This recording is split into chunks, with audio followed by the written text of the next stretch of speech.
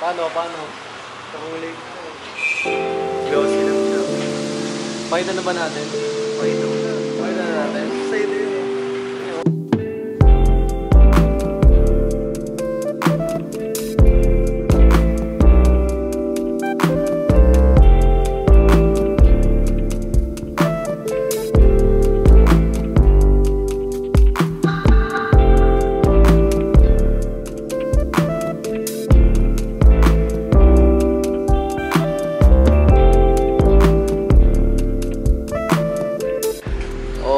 God, let's go! Lahat, halos parang brand new. Bago ba yan? Kakabili lang po. Dito nyo naman, the level of the details na ginawa ni Kuya. Talagang legit, parang brand new tol. Parang galing factory. And so yan, ang napili kong kulay para sa mugs natin is itong black chrome. So nakita ko kasi ito eh. Ito yung pinagpilihan ko talaga. Sabi ko dapat gan metal. Pero ito, mas iba pa yung timpla nito kaysa dito. Mas parang pinalight nila. Oo, mas light to. Tapos ayun, nag-request si Kuya Nico na yung saber natin kukulayan ng parang silver. Same ng ito para sa traction bar. So ito yung harness bar natin. Hindi na natin na-film yung buong process ng pag-restore na itong mga harness bar pati traction bar. Pero well, dito na ito yung resulta ngayon. Powder coated na.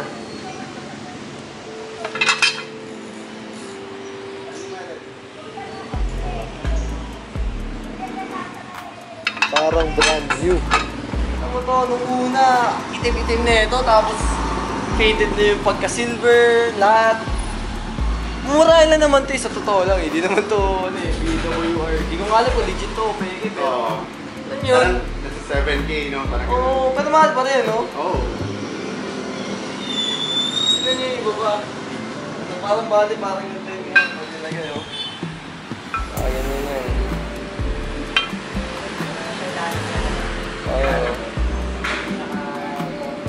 Parang agad yun yun. Ano?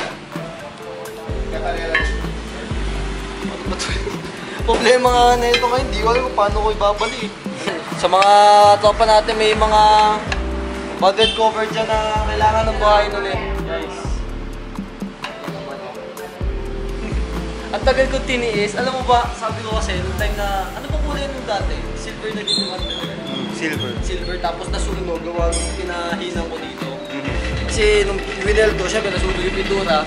Ang tagal ko tinis na ang pangit-pangit ng valve cover kasi sabi ko talaga, isang taong ko tinis yun na hintayin ko once na talaga may naisip ang kulay. Kami lang pala inaantay mo. Ikaw lang, tol. Random na random, biglang nag-chat sa akin si Neil. Big shoutout nga pala kay Neil. Wala siya dito eh, busy boy eh. So yun, nakilala ko siya, si Kuya Nico, gawa ni Neil. Eh, nagulat ako, meron ka ditong bagong powder coating na business dito sa Tanawan na ayun, nagsisimula pa lang pero kita nyo naman guys, so quality. Oh, ngayon na lang humusga. Ayoko na magsalita, wala akong masabi. Kasi masaya ako ngayon, sobra. Tagal ko tinis, sobra talaga. Yung kulay ng mugs natin na yun, oh. Proud na proud ako na ganito yung nagawa natin kasi grabe. As in. Ano yung detalye sa camera, oh. Let's go.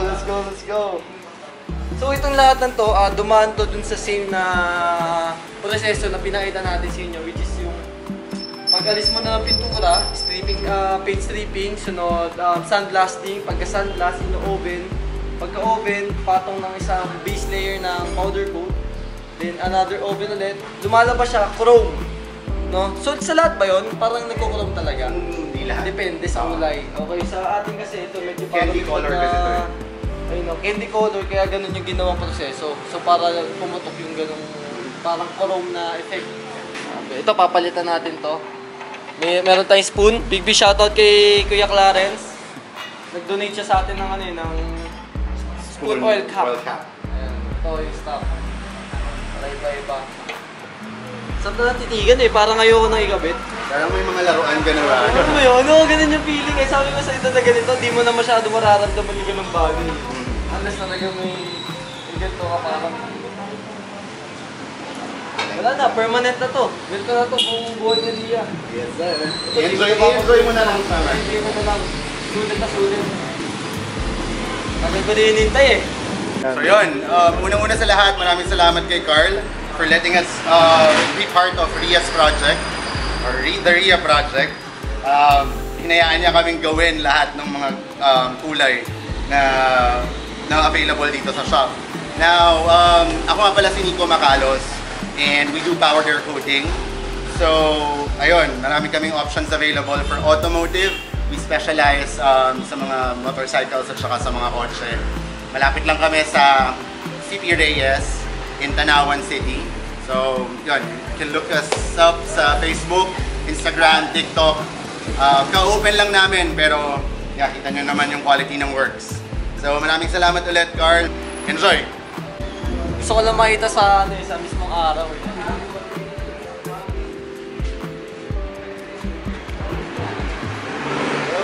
Napadeliver ko. Grabe. Ano po? Sa may likod ko ng Pantoja. 50 liters. 5 liters. But Nakapikid talaga, legit.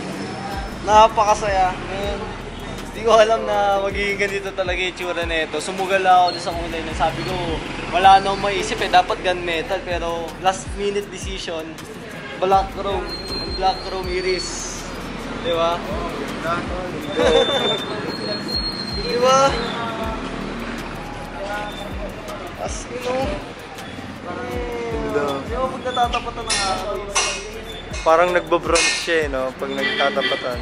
Kakaiba. Ito yung look na hinahanap ko na. Kasi nasa Honda, ang hirap pag nakaiba. Ngayon, okay na. Ready na ako. Ang loob yan guys, oh.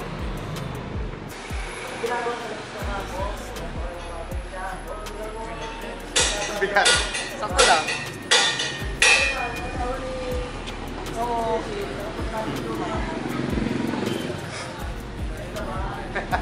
Sarap eh, no?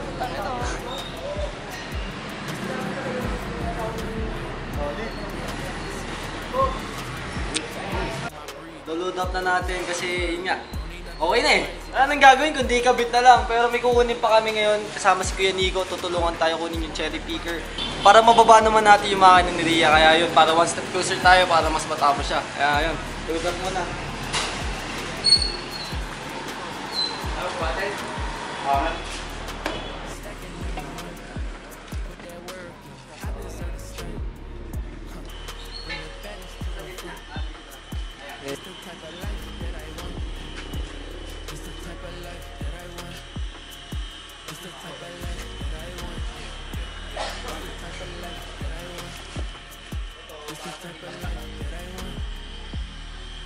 Tandahan na lang tayo mamaya. Yun. Kita nyo ba to? Tinapakayabang na naman natin ngayon. Grabe. Ulit na.